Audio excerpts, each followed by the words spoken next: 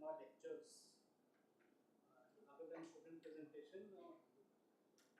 The way this workshop has been planned is that the student presentation is at the heart of. That's what I started my when I spoke initially in the workshop. I said that the student presentation is the heart of the workshop, and lectures are there to facilitate your presentations.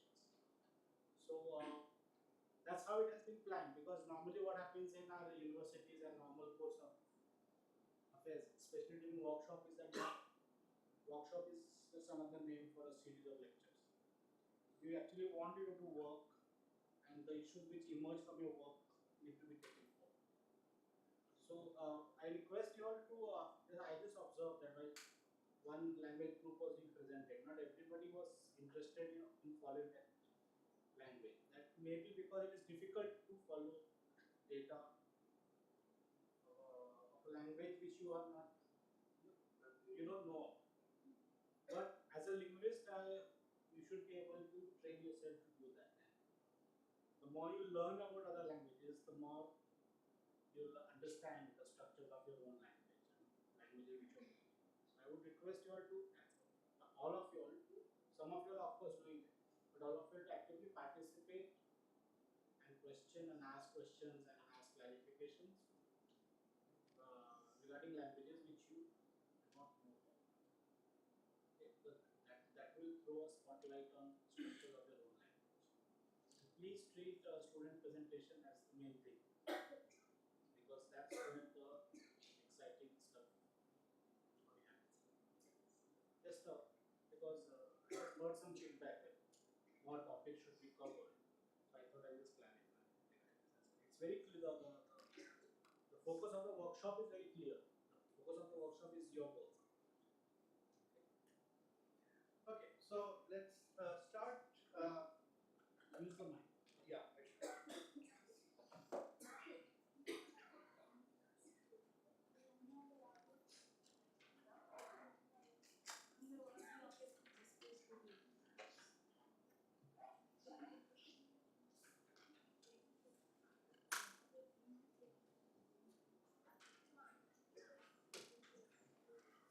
Okay, so is the mic on?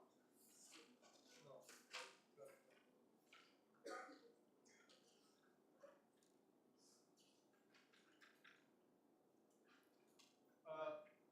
No, it's not on. Okay, but I'll start. So I'm going to take a slightly different tack on things. So we've been talking about things very bottom up today, and maybe a little bit tomorrow. I'll talk. I'll look at things top down. So I want to talk about the location of Phi agreement. So we've been talking.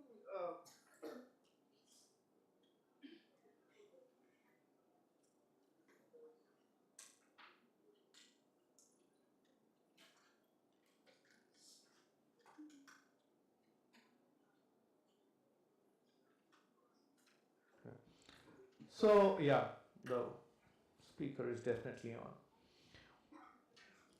So one question. Okay, so here's some background. We often make assumptions that a very common assumption in the kind of syntactic system I've been assuming is that, okay, let me just draw this.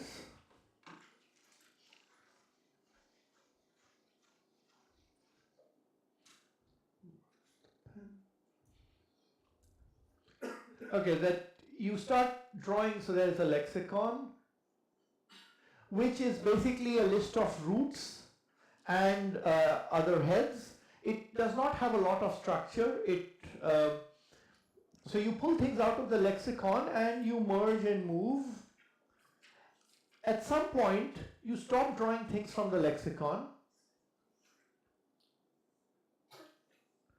and this point is often called spell out.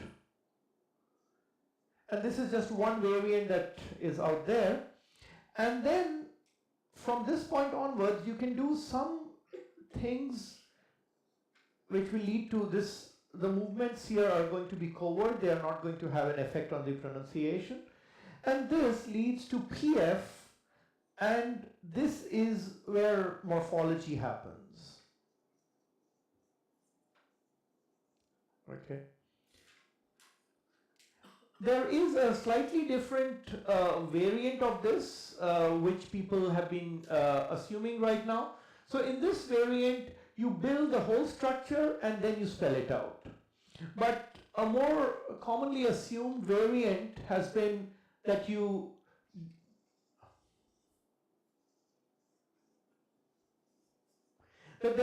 this alternative model is called cyclic spell out. With cyclic spell out, the idea is it's not the case that you, and also then you're also sending off things to LF. It's not the case that you first build the entire structure and then send it to spell out. The idea is that as soon as you build up units of a certain size, so often like phases, once you're done with that, you send it off, and once you send it off, then, and the morphology is done and so on, then there's no way to get back to it. So this leads to a model where things get encapsulated. Okay. So once you have this kind of an architecture, you can start asking questions about various processes. So in particular, you can ask a question about agreement. Where does agreement take place? Okay. And one thing you can sort of see is wherever agreement takes place, it can't be taking place here. Okay. If it was taking place here, you would never hear it. Okay. So it has to be either in the narrow syntax or after spell out on the road to morphology. Okay. When we say that it's happening in the morphology, that doesn't mean that it's not really happening in the syntax, because the version, at least at the early points on this branch, you have all the syntactic structure. Okay. But the question is, if it's happening in the syntax, then you might expect it to have some influence on the semantics, not necessarily, but you might. But if it's happening in the same way that the things happening here do not have an effect on the semantics, on the phonology, things happening here do not have an effect on LF. Okay. So this has been a popular, an important debate in the literature. Where exactly does agreement happen? Okay. So this is, I'm discussing a paper by Jonathan Bobolik that I asked you to look at, and he gives one particular answer. I don't think that answer is correct in its entirety, but I think it's an interesting way to look at it. He wants to say that agreement happens post-syntactically. Okay, and let me tell you why he thinks that.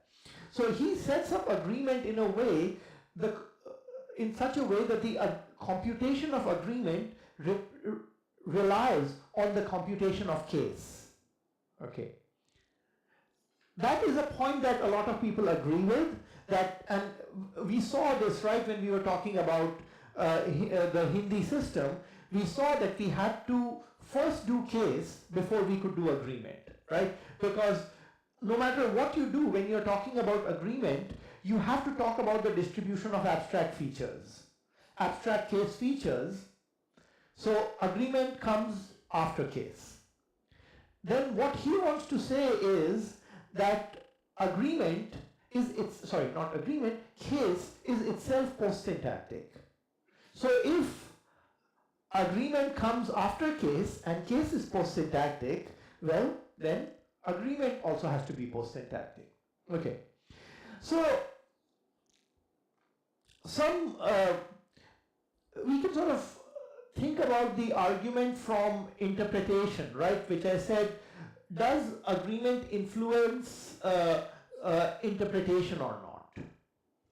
And here things are a little bit complicated.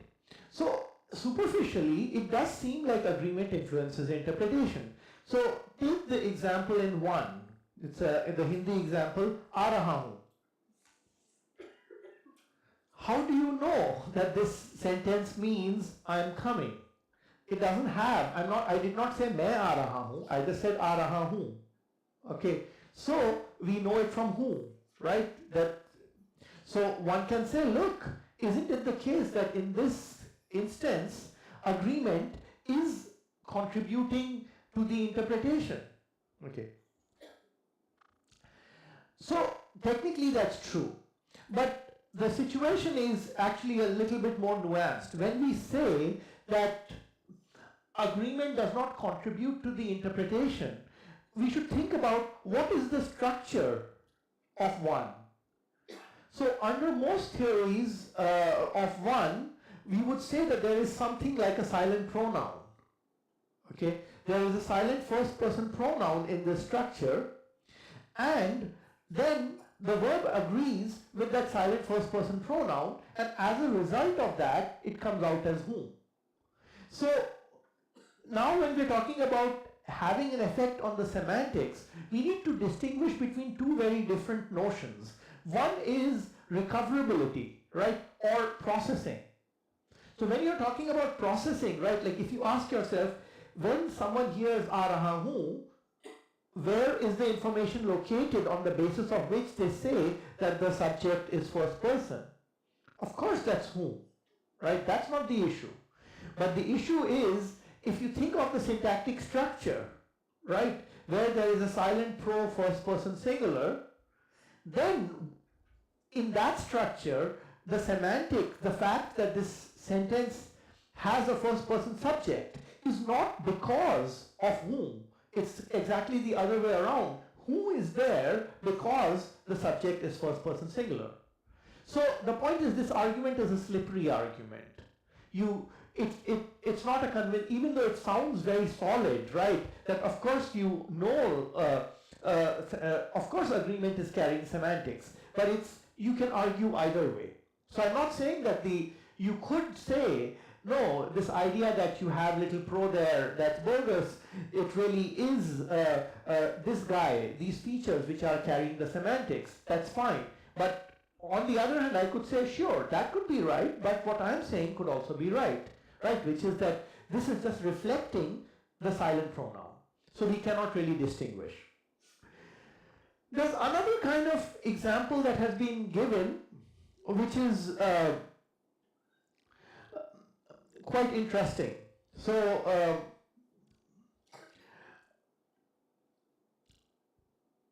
okay, so let's start with something like a simple sentence like only I am dancing.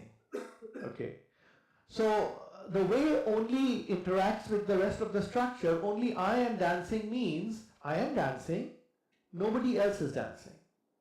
Okay, so that's the baseline. Okay, now let's do only I am doing my homework on time, or only I did my homework on time. Okay, let's see if we can do this in Hindi. So in Hindi it's a bit too easy. In Hindi you can't quite make the same point because well, let me do this and then I'll tell you why in Hindi you can't make the same point so easily. Okay, so only I am doing my homework on time, only I did my homework on time. What does that mean? Can you describe a situation where that is true? Everybody did the homework, but only I did it on time. Yes, so everybody did their own homework, but only I did my homework on time. Okay, that's what it means. Okay, now let's try and see if that is actually the meaning that you get from to. Okay, so what that means, yeah, no, so for to, the first sentence, only I did my homework on time. I'm going to erase this. So this means only I have the property lambda x did my homework on time. This is a very strange thing. So imagine that so what this says is, the teacher assigns me homework. Let's say like I am like the child of a tycoon, and like when I go to school, many other people go to school with me, and so that they go to school with me to do my homework. Okay. But as it happens, I'm a good child, I'm a good student, and the people who have gone to school with me to do my homework, they're all lazy, right? So then what this sentence, that's what this sentence says. Says, only I did my homework on time. Okay. This is what this sentence says. Yeah.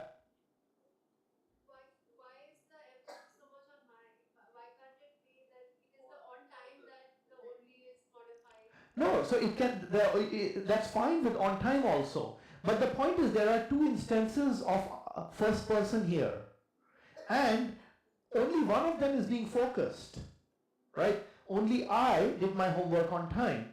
So if you don't do anything about this my, you're stuck with this. The property is the property of having done my homework, right? So you're stuck here.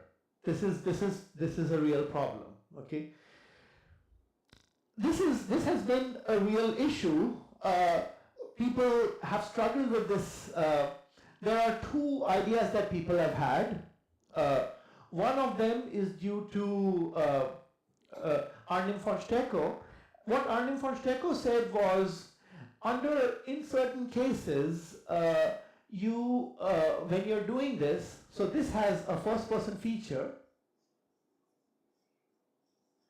And what Arnim von Stecko said is, under certain circumstances, you can just delete person features and replace them with an X, with a variable, when this guy has a first person binder. Then you can replace it like this. So you can't just do you can't just freely go around replacing, that would create havoc. If you said, John did my homework, that can't mean John did someone else's homework. Or John thinks that I did my homework cannot mean John thinks that he did his homework. So you can only do this deletion of a first person feature when there is a first person binder. That's what Arnim von Stecko said. Okay. So this is a case where you have to get rid of a certain feature, person feature. So this is what his idea was. Yes, so we can also do, for third person is generally not a problem because the third person feature is not really, third person we usually treat as a bound pronoun. It's easier, like in any language, right, where you say, every boy thinks that he is intelligent, that he can be bound by every boy. So he does not usually point to a unique referent, right? But first and second, but we can do the same thing. Only you did your homework on time, right? Only you did your homework on time will mean the most easy interpretation for that is you did your homework on time, nobody else did their own homework on time, right? So we have this example. So, but of course, this sort of raises strange, complicated things about deletion of features in the syntax. So, there's a different idea that Angelika Kratzer has suggested. What she suggests is that actually you start with that there is a derivation which looks like this. Lambda x did x's homework on time, only I. So in the LF, that's all there is. This feature transmission of this guy to this happens in the PF component. So it happens here, so it doesn't have an effect on the interpretation. So this is this has been one popular argument for saying that you want to do this late. Just a quick pointer as to why at least Hindi would not have been very advantageous here. Because if you think Hindi actually gives you a representation which looks like this. It never gives you this. So, सिर्फ मैंने अपना homework time पे किया, right?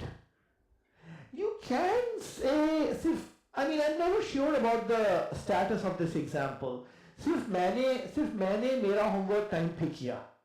That actually I find funny. When I say सिर्फ मैंने मेरा homework time पे किया, that sounds to me like that funny situation I set up for you, right? Like where I have all of these students that I took to school with me to do my homework, but I did my homework and they did not do my homework, right? So in Hindi, actually the feature transmission doesn't work so, it doesn't give us what we want, but it's partly because there is a very clear way of doing the bound interpretation, right, which is to use the reflexive. So Hindi wants to use the reflexive, and so I'm not saying that there is no other place where you will find feature transmission. I suspect if you set up structures where the reflexive option is unavailable, you might be able to do that. So one case is if you look at across clauses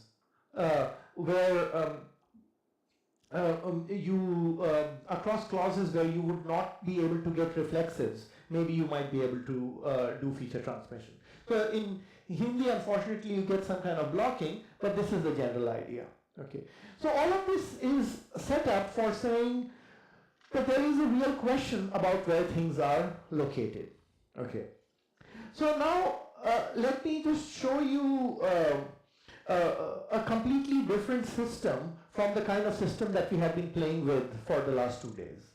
Okay, so this is a system. It's very important to know the system. This system is the system of dependent case. And when we do this, it will not solve all of our problems, but it will solve some of our problems. So in particular, we had to make a strange stipulation about case assignment. We will be able to solve that. Okay. So let me just walk you through this system quickly. So the basic agreement algorithm that Bobolick sets up is in 3. The controller of agreement on the finite verbal complex is the highest accessible NP in the domain of infill plus V. Okay. So domain, we've got to decide what the domain is. Let's say domain here means minimal finite clause. Okay. And accessibility is going to care about 2 kinds of things. Accessibility is going to care about hierarchy, so syntactic structure.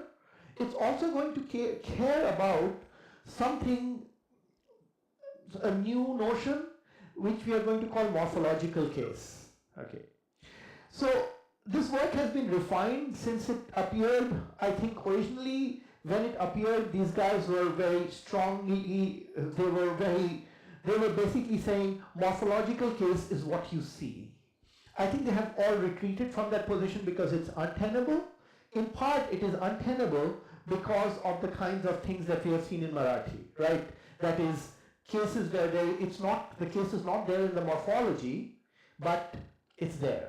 Okay. So now what we will end up saying is, well, there is morphological case, but morphological case, it's different from abstract case. But morphological case is not quite the realization. So morphological case will be a feature that the morphology will interpret. Okay. So hierarchy and morphological case. Okay. So here is the argument which I have given you. M case is determined post-syntactically. Syntactic structure influences M case, but M case does not feed syntactic movement. So this is a very important idea.